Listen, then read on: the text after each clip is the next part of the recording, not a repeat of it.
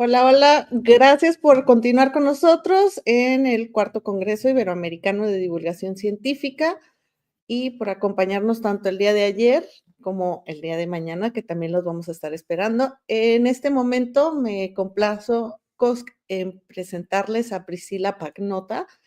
Ella es licenciada en Ciencias Biológicas y profesora de Educación Media y Superior con especialidad en Biología. Ambos títulos los obtuvo en la Facultad de Ciencias Exactas y Naturales de la Universidad de Buenos Aires, Argentina, y a su vez es doctora en Química con especialidad en Química Biológica en la misma facultad. Actualmente realiza tareas de investigación en el Instituto de Biología y Medicina Experimental, abordando temáticas del cáncer. Es docente universitaria desde el año 2016 en la materia de química biológica y se desempeña como jefa de trabajos prácticos. Es muy activa en la comunicación de la ciencia con un enfoque individual, generando contenido en redes sociales, escribiendo notas, entre otras actividades. También forma parte de organizaciones nacionales e internacionales con dichos fines, como Ciencia Hoy y Pin of Science. Para ella, la ciencia tiene tres pilares fundamentales. Uno, que es la investigación. Dos, la docencia y la comunicación. Y me complace presentarles a Priscila. Muchas gracias, Priscila, por aceptar nuestra invitación. Bueno, buenas tardes. Muchas gracias a ustedes por la invitación. Realmente es un placer estar acá. Y te cedo la palabra para que nos puedas hablar sobre tu plática. Muchas gracias. Bueno, gracias a ustedes.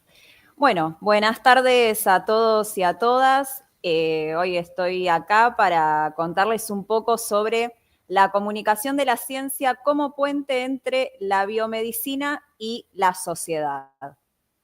Entonces, para iniciar, tengo la charla pensada en dos partes, en dos tópicos. Por un lado, relacionada particularmente con la comunicación de la ciencia. Entonces, a aquellas personas que quieran y que se encuentren en el canal YouTube o en alguno de los canales, me gustaría que escaneen este QR y respondan qué herramientas o formatos piensan que se utilizan para comunicar ciencia a toda la sociedad. Esto es simplemente para saber de la audiencia, de quienes están presentes, cuáles los pensamientos que poseen, si no hay respuestas correctas o incorrectas, sino es más que nada para después hacer un sondeo y ver qué es lo que nos llevamos o nos quedó de esta charla en base a lo que teníamos idea en un principio. Entonces, bueno, mientras dejo un poco el QR para que vayan escaneando y completando esta preguntita, entonces la primera parte va a estar toda abordada en relación a la comunicación de la ciencia y la segunda parte desde un aspecto más del lado de la biomedicina, que es el área particular en la cual tengo aplicación hoy en día. Entonces, en el caso de la comunicación de la ciencia, sigo dejando el QR por si hay alguien que aún quiere escanearlo. A mí la realidad es que, como comentaban un poco en mi presentación, a mí me gusta entender a la ciencia como un área que está constituida y que está sostenida en parte por tres pilares fundamentales, donde uno de ellos es obviamente la investigación, que quizás es esa área donde se genera y se construye este conocimiento utilizando diferentes métodos, y no necesariamente tiene que ser en el laboratorio, como muchas veces uno asocia a la investigación. Después también está al lado de la docencia, que me parece que es otro pilar fundamental, que justamente permite de alguna forma construir con aquellas personas que quizás en un estadio futuro comiencen a iniciar este camino de la ciencia también. Y por otro lado está la comunicación de la ciencia o también lo que se llama extensión, que creo que es esta actividad que permite que la ciencia en sí no quede en un círculo cerrado, sino que de alguna forma pueda trascender esta barrera de quizás la gente que genera esta construcción científica hacia toda la sociedad. Porque en definitiva, al menos en mi particularidad, considero que ese es el objetivo final que presenta la ciencia, es decir, trascender y llegar de alguna forma directa de aplicación a la sociedad. Y en relación a la comunicación de la ciencia, muchas veces también es conocida como divulgación. La palabra divulgación, en base a su origen etimológico, está relacionado con el término divulgatio, del latín, que de alguna forma representa decir al vulgo. Y por vulgo entendemos quizás a un conjunto de personas que tienen unos conocimientos un poco, como nos resulta intuitivo la palabra, más vulgares o más rudimentarios.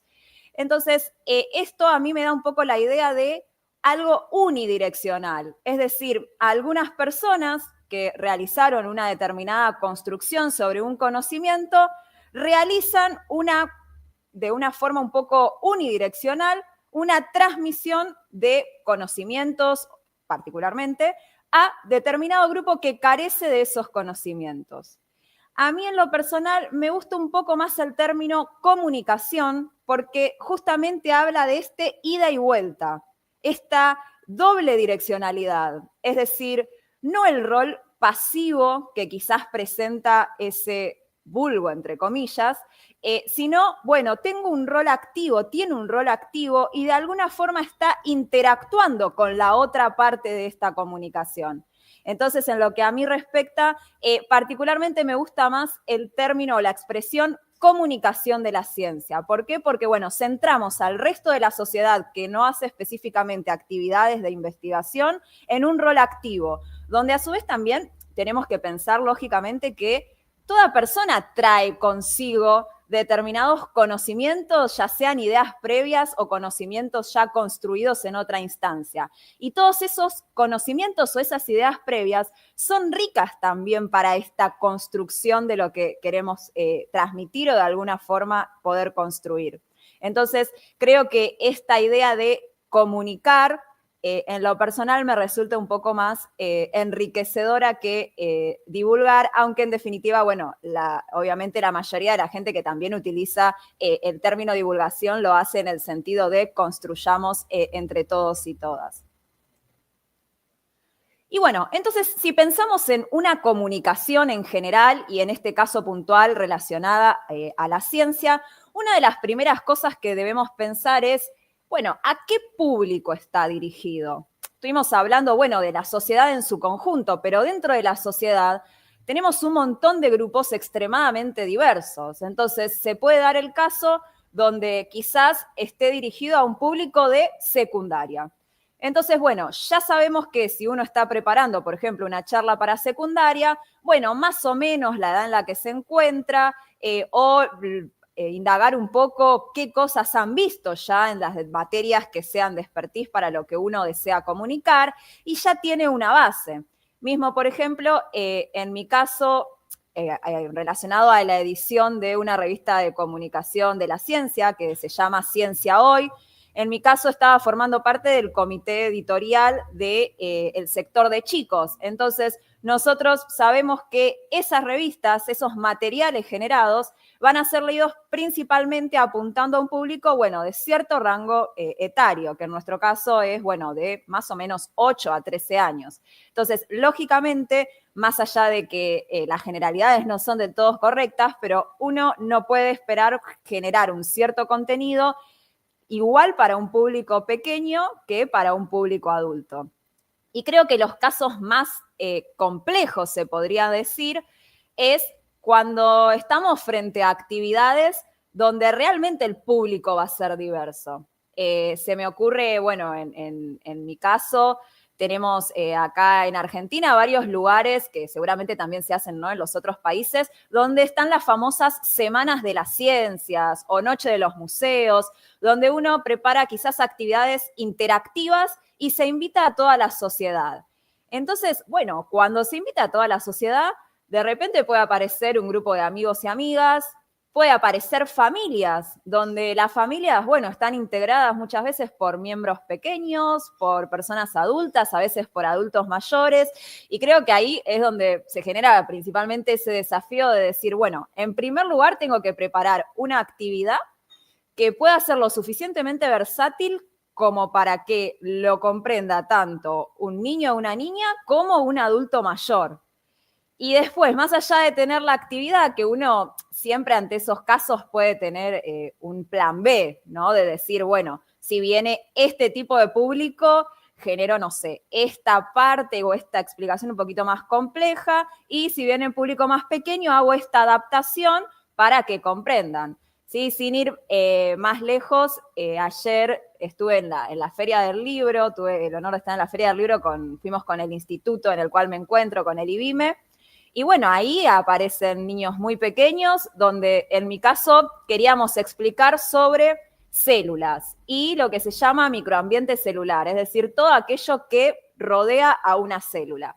Entonces, a veces pasaba, por supuesto, que niños y niñas pequeñas a veces ni siquiera sabían lo que era una célula porque todavía no lo vieron en la escuela o digamos, no llegaron a esa instancia. Entonces, uno ya tenía que ir preparado para decir, bueno, ante este caso, no puedo mantenerme, ¿no?, con la rigidez de decir, bueno, voy a llevar adelante el stand como lo tenía pensado, la actividad como la tenía pensada, sino qué es lo principal que quiero que se lleve este niño y niña. Y bueno, en ese caso, por ejemplo, no sé, ¿qué es una célula? Ya si se va con una idea aproximada de qué era una célula, para mí el cometido estaba más que cumplido.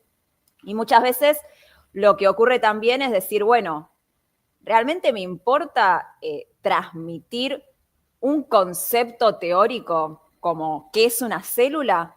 ¿O es preferible transmitir también un criterio? ¿No? Que esa es otra para mí de los grandes desafíos que tiene la comunicación de la ciencia en lo que es la sociedad en su totalidad. No solo construir conocimiento, que muchas veces eso hasta se puede conseguir de forma autodidacta, sino también generar ciertos criterios, de decir, bueno, ¿qué herramientas puedo aportar desde el lado de la ciencia o desde mi área para que una persona de la sociedad tenga el criterio de decir, uy, bueno, estoy leyendo esta noticia, ¿es una fuente segura? ¿No es una fuente segura? Tengo que tomar una determinada decisión vinculada a un aspecto biomédico, a un aspecto de salud. ¿Qué criterio tomo? Eso también me parece que es otro de los desafíos. Y dentro, entonces, de lo que es esta comunicación de la ciencia y pensar el público al cual está orientado, algo que me parece sumamente relevante que he aprendido a lo largo de la carrera del profesorado es que no todas las personas se sienten cautivadas por las mismas herramientas, por los mismos recursos. Esto es un poco lo que quería representar en esta imagen que estamos viendo, y es que ante un determinado concepto, criterio o idea, las puertas de entrada, ese es el nombre técnico que se le da a este concepto, las puertas de entrada por las cuales cada persona puede acceder son muy diversas. Entonces, quizás existen personas que se sientan muy cautivadas por formatos más a nivel de lectura, relacionados a texto, otro con aspectos audiovisuales, otros con actividades más interactivas. Entonces, creo que también un gran desafío, otro más, ya estamos nombrando un montón de desafíos que considero en lo personal, es decir, bueno, debería poder tener la suficiente diversidad o versatilidad como para ofrecer más de una puerta de entrada. Es decir, ir quizás por algunos métodos o herramientas que pueden ser un poco más controversiales o que uno tiene que tener un poco más de cuidado, pero que en definitiva puede cautivar a cierto público que quizás no se sienta atraído por las puertas de entrada más convencionales como son, por ejemplo, los textos. Entonces, en relación a las herramientas, solo por poner algunos ejemplos, cuando estamos vinculados a cuestiones relacionadas a textos o escritos, uno simplemente puede realizar textos más del estilo informativos, como el que observamos a la izquierda, que es, bueno, simplemente responder quizás a determinadas preguntas, si este es un fragmento, una captura de una de las páginas de la revista esta de Ciencia Hoy para los chicos, donde tomábamos preguntas curiosas generadas a partir de los diferentes niños y niñas que interactuaban con nosotros y buscábamos responder, obviamente, desde un lenguaje ameno y accesible, sin perder la rigurosidad, esas determinadas inquietudes. Pero también si pensamos en este formato escrito y quizás tomando algo un poco más visual, uno también puede generar esta construcción del conocimiento mediante lo que es el humor. Y en la derecha, en principio creo que no se va a leer muy bien, pero tomé otra de las imágenes que teníamos en uno de los números de la revista, donde presentábamos una sección que era de humor. Entonces, acá había un doctor al que llamamos Le Pifié, y él, a lo largo de sus aventuras, iba teniendo diferentes complicaciones, desde el lado obviamente humorístico, pero que intentábamos que al final deje alguna enseñanza o algún criterio que quizás es más cautivante verlo desde este modo que desde un formato más bien escrito. Y bueno, tenemos más herramientas también vinculadas a la parte audiovisual. Hoy en día está muy en auge todo lo relacionado a los podcasts y en una era en la cual la mayoría de la gente vive a muchas revoluciones por minuto. Hay gran cantidad de personas que eligen en determinados momentos, ya sean viajes o incluso cuando uno se está bañando, bueno, pongo algo, ¿qué pongo? Bueno, puedo escuchar un podcast. Entonces, hoy en día está siendo una herramienta que realmente está cobrando mucho auge y puede ser una de las puertas de entrada para estas personas que les gusta más este tipo de formato.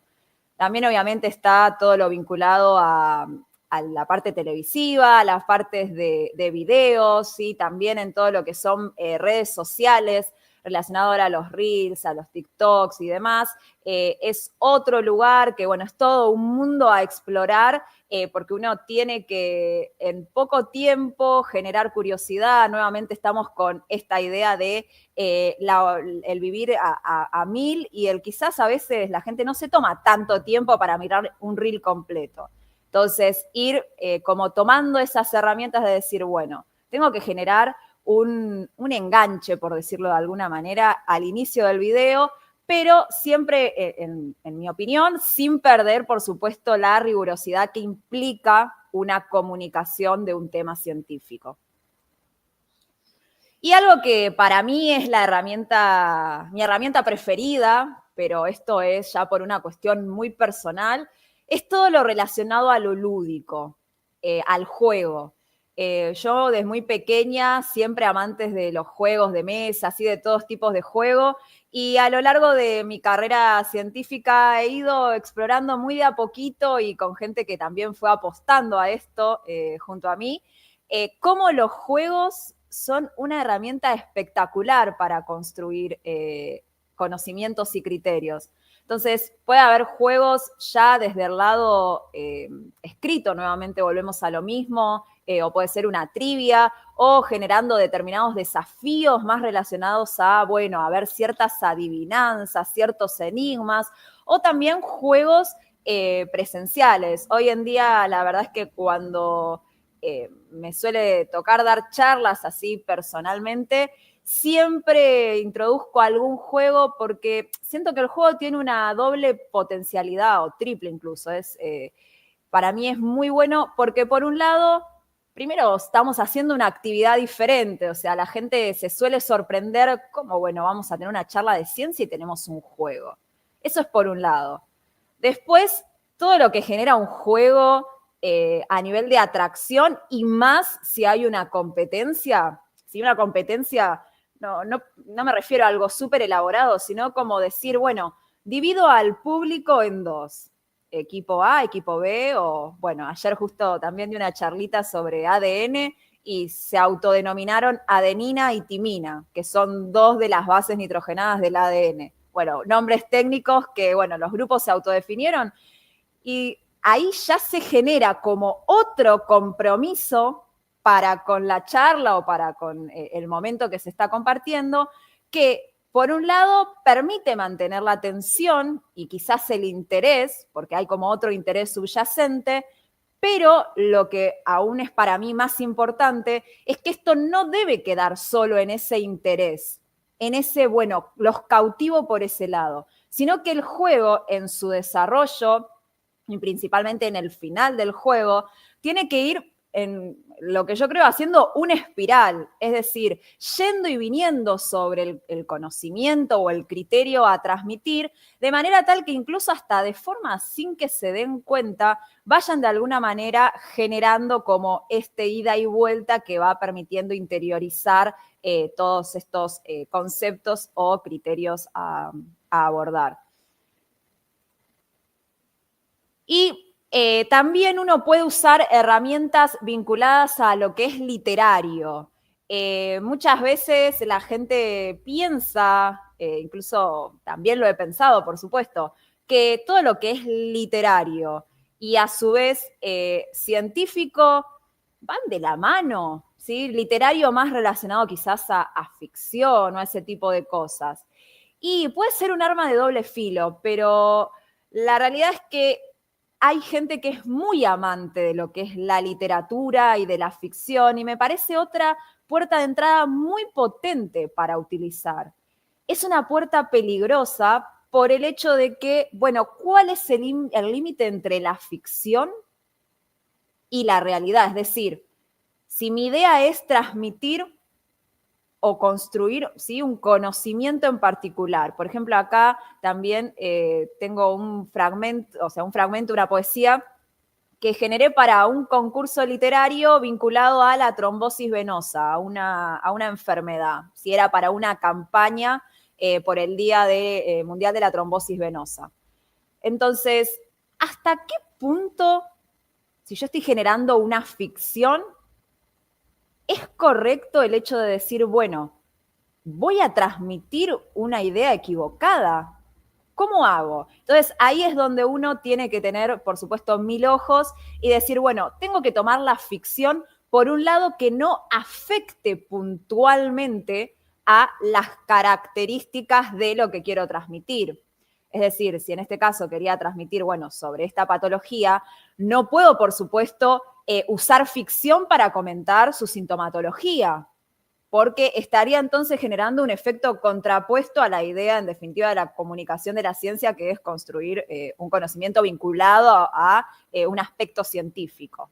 Igual, ahora más adelante vamos a ver un ejemplo relacionado un poco más a esto que me pasó el año pasado. Y en relación a esto del aspecto más literario, tuve la oportunidad de, bueno, con un colega, con un jefe docente de la materia en la cual doy clases, de que con un grupo de exalumnos y con profesionales vinculados a la didáctica de las ciencias, generemos narrativas de enfermedades poco frecuentes.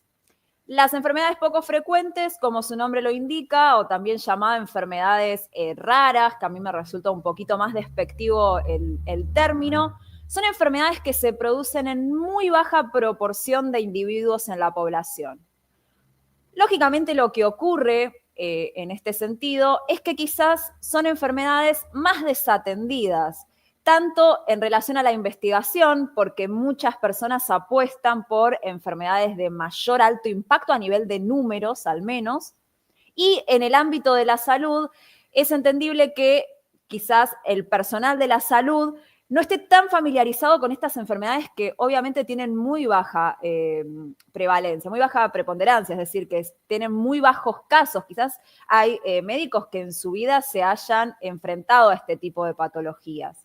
Entonces, creo que acá hay un nicho muy grande por explotar desde la comunicación de la ciencia, de decir, bueno, demos a conocer paulatinamente, por supuesto, estas enfermedades poco frecuentes.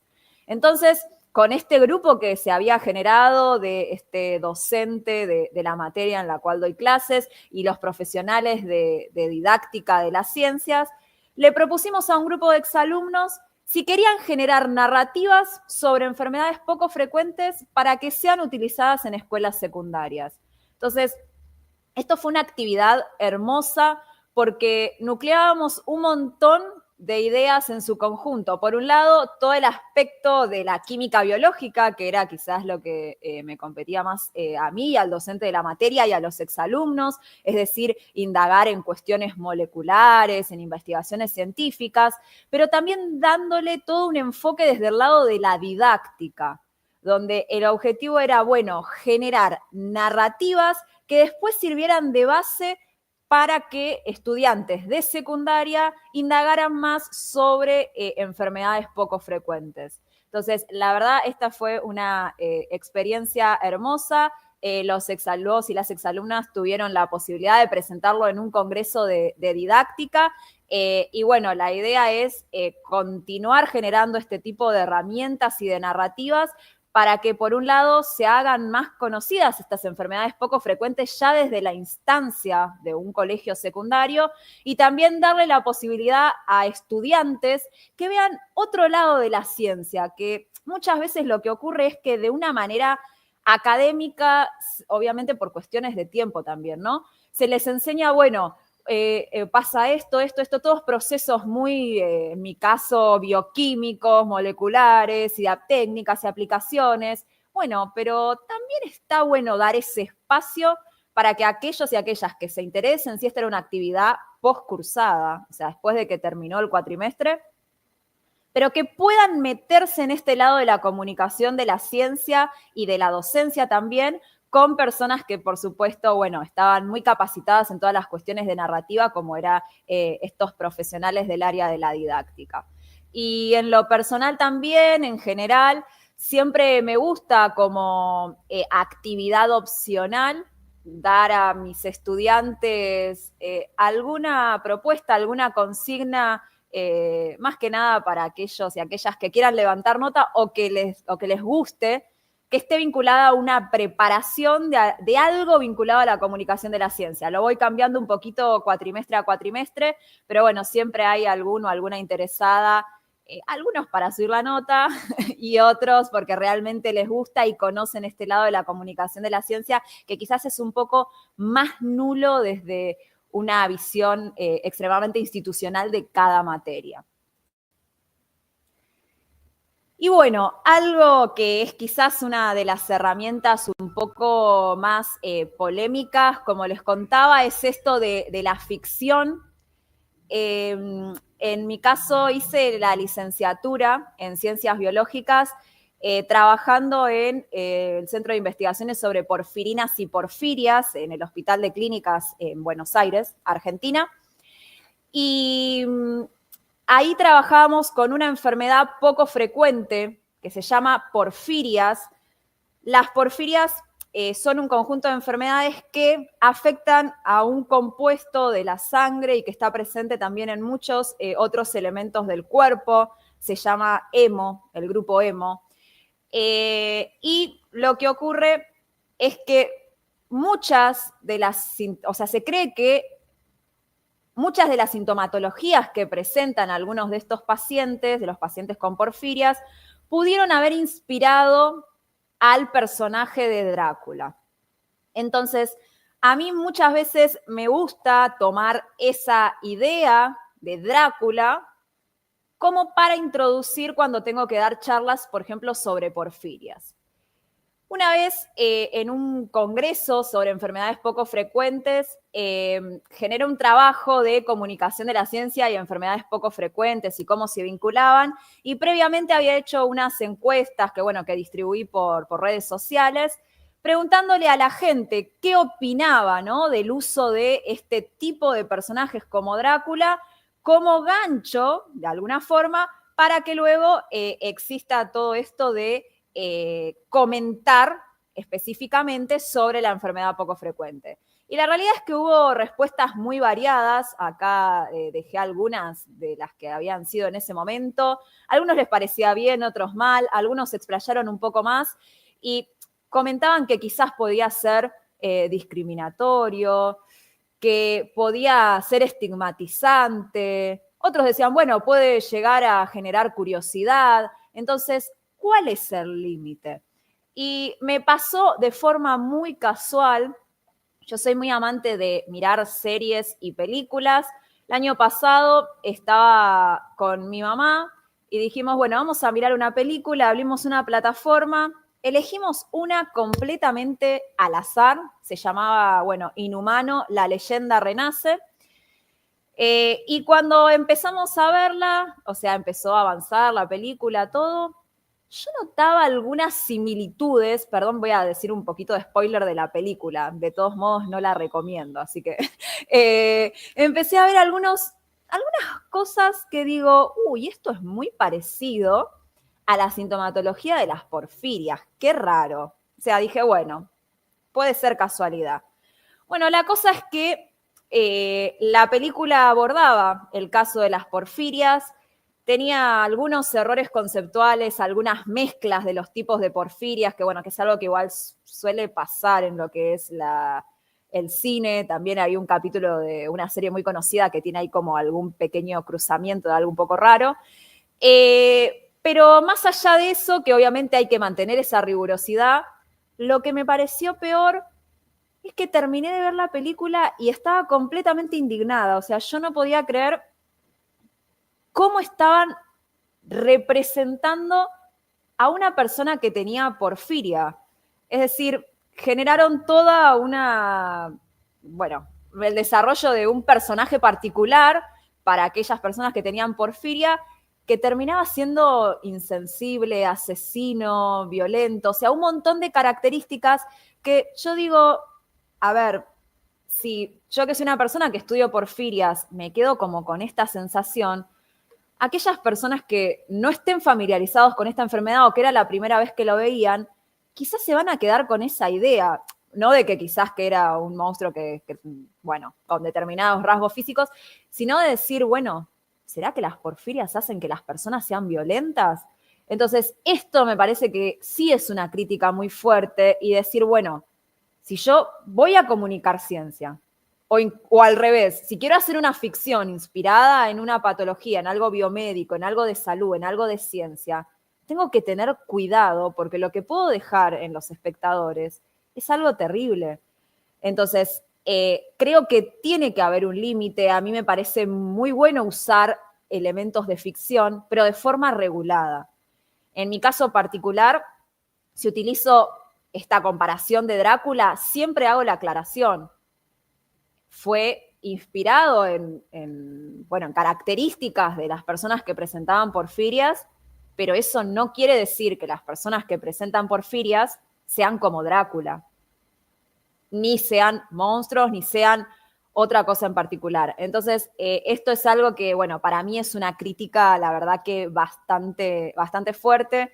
La película, si quieren, mírenla para ver esto que les estoy comentando, pero quédense con la idea de que tiene a nivel de ficción cosas muy criticables en comparación a lo que ocurre realmente con la enfermedad en cuestión. Y ahora sí, yendo particularmente, bueno, antes de pasar a biomedicina, estuve viendo acá las cosas que fueron introduciendo en el QR, a ver si puedo compartir sus respuestas. Creo que tengo que poner presentar, compartir pantalla. A ver. Acá creería que estoy compartiendo.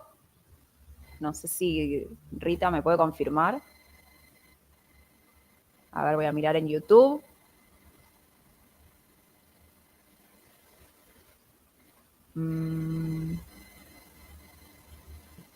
Sí, estoy compartiendo. Bien. Entonces, acá hubo 20 respuestas. En primer lugar, obviamente gracias a todas las personas que escanearon el QR. Y bueno, pusieron a ver varios formatos. Bueno, me encanta que fueron saliendo varios de los que fuimos abordando. Por un lado, redes sociales fue la que más apareció. Después está congresos, juegos, conferencias, artículos científicos, YouTube, charlas, noticieros, investigación, revistas, videos, tecnología, libros. Bueno, hay un montón de cosas que fuimos charlando, algunas quizás más convencionales, otras más novedosas, algunas un poco más rigurosas, como puede ser un artículo científico. Es muy interesante transmitir o ayudar a construir el criterio y la forma de poder leer, ¿no?, un artículo científico. Yo creo que si se transmite y se construye con el público en general ese criterio o identificar cuál es un artículo científico, es algo sumamente potente en lo que ocurre, ¿no? en todo esto de la comunicación de la ciencia. Así que bueno, entonces acá tuvimos algunas de estas respuestas, gracias a todos los que las compartieron. Y entonces, bueno, ahora vuelvo a mi charla. Relacionado a la biomedicina, ¿sí? En estos minutitos que quedan voy a hablar un poquito de la biomedicina, que es mi área particularmente de expertise.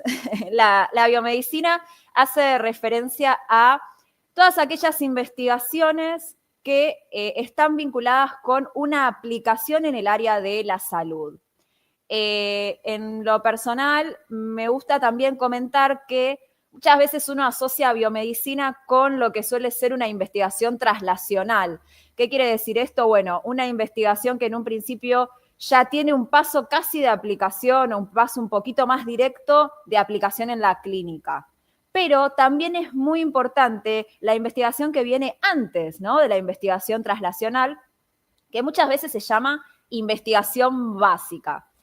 A mí mucho el término básico tampoco me gusta porque siento que es medio despectivo, pero sí pensándolo en esta idea de que es una base sobre la cual es necesario después construir esta otra investigación traslacional que va a tener esa aplicación en la parte más clínica. ¿Por qué? Porque si uno no tiene esa primera investigación en la cual quizás se entiende o se comprende un poquito más ciertos aspectos que están ocurriendo en determinado fenómeno, en este caso vinculado a la salud, uno no puede generar la siguiente, que es, por ejemplo, cómo bloqueo ese fenómeno o cómo lo potencio. Entonces, son importantes ambas partes. Y muchas veces, lamentablemente, esta investigación más básica queda un poco de lado o se piensa, bueno, no es tan relevante o tiene menos impacto que la traslacional. Y solo para mencionar algo de biomedicina podríamos hablar un montón. Algo a lo que están apuntando muchas de las investigaciones biomédicas actuales es lo que se llama la medicina personalizada. La medicina personalizada, como un poco su nombre lo indica, es una medicina que tiende a atender las particularidades de cada individuo. ¿Qué ocurre? Dos individuos, supongamos que presentan la misma patología. Digo, la misma patología, pero con incluso las características de la patología igual. Por ejemplo, no sé, si estamos hablando de cáncer, tienen cáncer en el mismo órgano, el mismo tipo de cáncer, es decir, es como si tuvieran casi la misma patología. Pero ¿qué ocurre? Quizás uno de esos individuos, quizás no, de hecho es así, ¿no? Tiene determinadas particularidades que son propias de él, que el otro individuo no las posee. Esas particularidades pueden ser tanto, por ejemplo, a nivel genético, como así también a nivel de lo que se llama más metabólico, es decir, por ejemplo, de qué ocurre con el procesamiento de determinados fármacos en el cuerpo de esa persona, ¿sí? Supongamos. Entonces, todas esas características es como si generaran un determinado código de barras en cada individuo que lo hace particular, lo hace especial, lo hace diferente. Entonces, si tengo dos individuos diferentes, que obviamente todos sí somos diferentes, ¿hasta qué punto un mismo tratamiento va a ser efectivo para todos esos individuos diferentes? Entonces, la medicina personalizada hoy en día trata de eso, de estudiar las particularidades de cada individuo y ver a partir de determinadas particularidades, es decir, si un individuo tiene este código de barras, ¿no me conviene hacer un pequeño cambio en el tratamiento? Entonces, eso es algo que hoy en día está siendo muy explorado en las investigaciones. Muchos dicen, bueno, la medicina personalizada va a ser la medicina del futuro. Esperemos que sí, que sea de acceso un poco más generalizado. En algunos tipos de cáncer ya se está aplicando esto de el tema de la medicina personalizada, por ejemplo, evaluando si existe determinado componente. No sé, por ejemplo, en cáncer de pulmón se evalúa si la célula tumoral presenta un determinado componente que lo que hace de alguna forma es engañar al sistema inmune. ¿Cómo ocurre esto? Bueno, la célula tumoral expone este componente, viene la célula del sistema inmune que está sensando de alguna forma qué hay extraño en el cuerpo, y cuando encuentra ese componente, es como si esa célula tumoral tuviera una falsa señal, ¿no? De está todo bien por acá. Entonces, de alguna forma, se disminuye el ataque por parte de las células del sistema inmune. Entonces, para aquellos casos donde se exponga este componente en las células tumorales, se está aplicando unas terapias complementarias, unos tratamientos complementarios a los que ya hay para cáncer de pulmón, con el objetivo de bloquear, ¿no?, ese componente que exponen las células tumorales, cosa de que las células del sistema inmune puedan actuar de una forma un poco más eficiente ante el tumor. Pero imagínense que si uno hiciera esto con todos los tipos de cáncer de pulmón, y hay gente que no expone en el tumor pulmonar este componente. Entonces sería estar sometiendo a un tratamiento que en definitiva quizás no es necesario de esa manera. Y más allá de este tipo de estos ejemplos del cáncer, hay muchos otros relacionados con lo que se llama la farmacogenética o farmacocinética, ¿sí? Que es, bueno, no todas las personas procesan de la misma forma los fármacos. ¿Esto a qué se debe? Bueno, puede ser que los componentes, ¿sí?, las proteínas que procesan los fármacos sean diferentes entre individuos en base a la información que cada persona traiga en su ADN. Entonces, si bien hay lo que se llama una secuencia, ¿sí?, un tipo de información que es más convencional, que está en mayor proporción en la población para esas proteínas que procesan fármacos, hay individuos que quizás lo que hacen es, lo que traen consigo es un pequeño cambio en esa información que hace que su proteína, por ejemplo, funcione más lenta. Es decir, en vez de procesar rápidamente o a cierta velocidad los fármacos, lo hacen a un paso un poquito más lento. ¿Qué pasa? Puede ocurrir que yo doy la misma dosis a todas las personas y aquella persona que tenga esta variante, esta diferencia que haga que su proteína funcione más lento, lo que ocurre es, bueno, está permaneciendo el fármaco mucho más tiempo en su organismo. Y eso puede generar una toxicidad, puede resultar tóxico o dañino. Entonces, ¿qué sería lo conveniente? Bueno, quizás tendría que darle una dosis menor. O por el contrario, bueno, si una persona lo procesa demasiado rápido y lo que hace efecto en el cuerpo es el fármaco antes de pasar por esa proteína, bueno, quizás voy a tener que aumentar un poco la dosis. ¿Para qué? Para que ese fármaco esté un poco más de tiempo en el sistema, es decir, en el cuerpo, y de alguna forma entonces pueda tener su acción antes de degradarse. Bueno, con estos pequeños ejemplos quería contarles entonces que en el área de la biomedicina, si bien obviamente hay muchísimos tipos de investigaciones, gran parte de ellas están tendiendo a entender y a buscar estas particularidades que permitan en un futuro, esperemos no tan lejano, alcanzar esta medicina personalizada. Y bueno, creo que ya estoy en tiempo, en los 40 minutos, me pasé creo que 1 minuto y medio. Así que, bueno, muchas gracias a las personas que estuvieron acá escuchando. Y no sé si hay alguna pregunta en el chat o cómo hacemos particularmente a ver con las preguntas. Sí, tenemos aquí algunos, más que preguntas, tenemos algunos comentarios. Nos comenta Daniel Nicolás, que increíble ponente, y te felicita. También Encarnación Molina menciona que es una muy buena propuesta y que aparte es muy interactiva. Y Bien. bueno, me parece muy interesante la forma en la que se involucraron los estudiantes y todo el proceso que lleva a que realmente se lleve a cabo el aprendizaje, ¿no? Porque muchas veces nos quedamos como que en la primera parte, ¿no? En solamente dar la información, pero esta parte de construirlo en equipo es creo que lo que realmente hace que ese aprendizaje se quede dentro de ellos, ¿no? Y que permanezca. Entonces eso es me gustó mucho eso.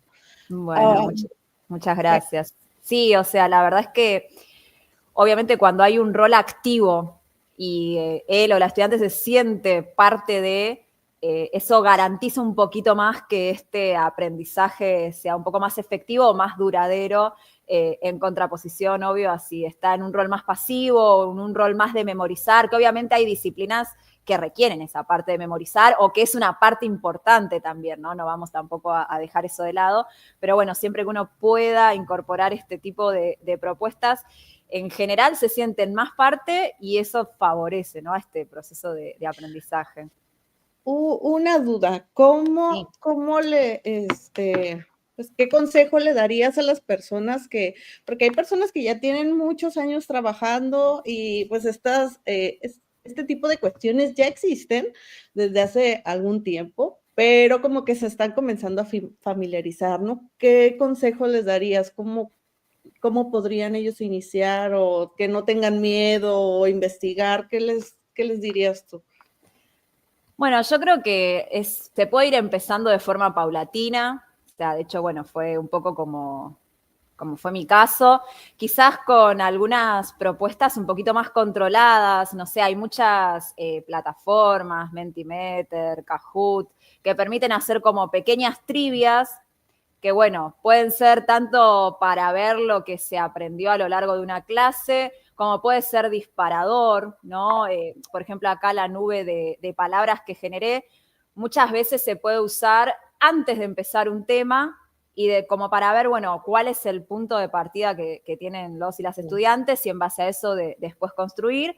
Y bueno, después paso a paso ir haciendo, creo yo, cosas un poquito más arriesgadas, al menos así fue en mi caso.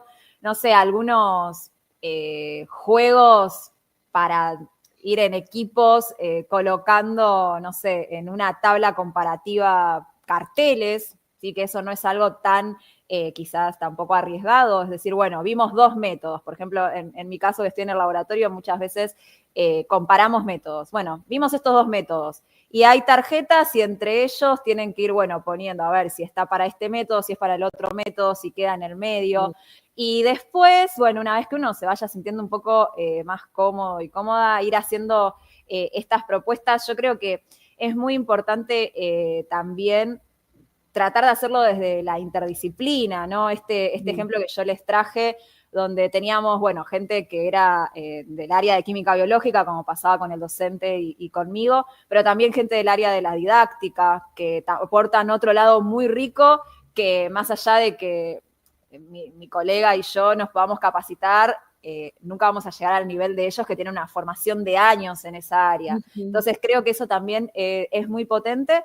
Y bueno, y también hay varios cursos o carreras o materias, tanto desde el área de la comunicación de la ciencia como también de la didáctica.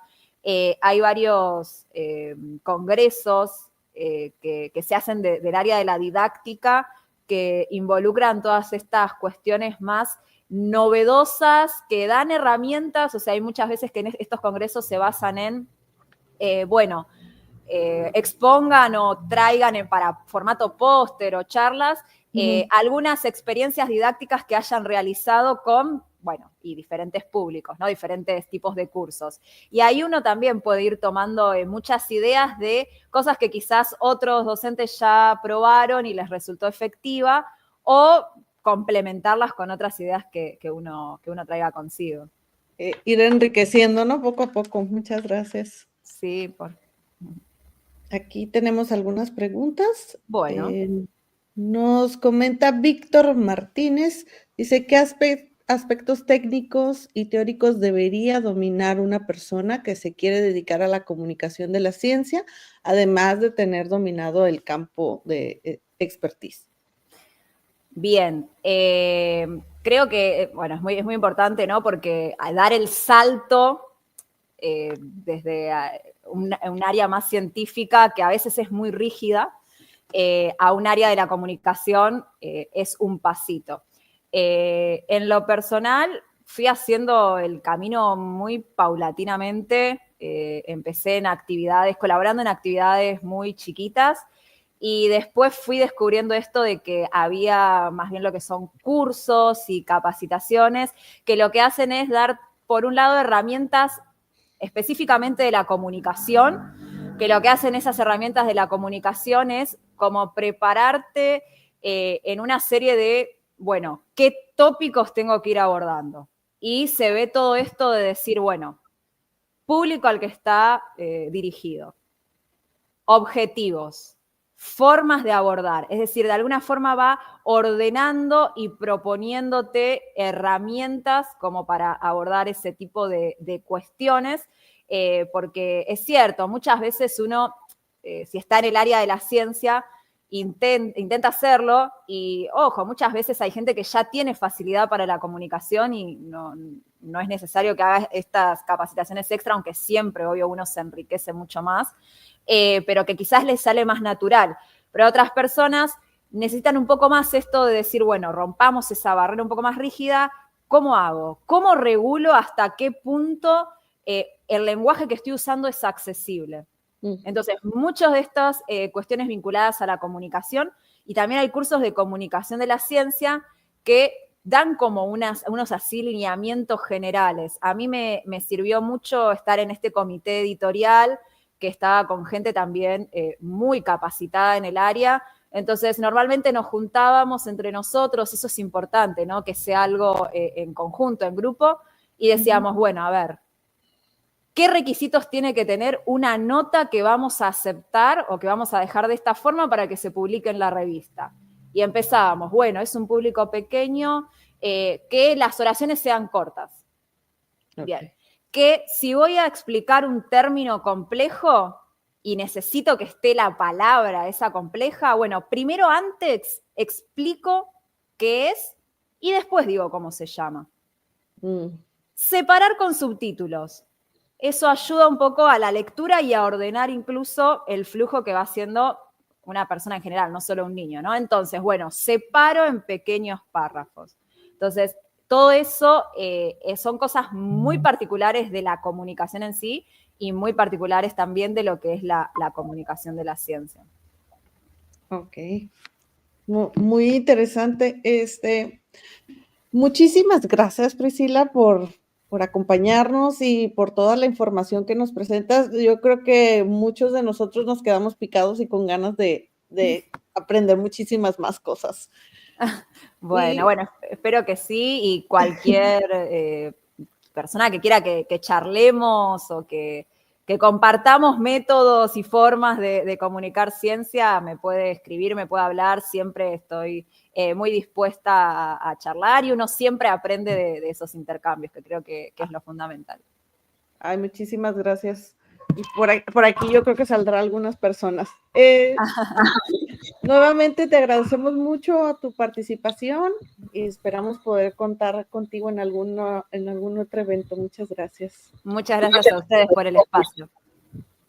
A continuación, en un momento tendremos otra plática en estos momentos con Fernanda Torres sobre las nubes. Solo sabemos que no sabemos nada. Y también vamos a tener el giveaway a las 5 de la tarde. Entonces esperamos nos puedan acompañar y se puedan quedar con nosotros el día de hoy. Muchas gracias.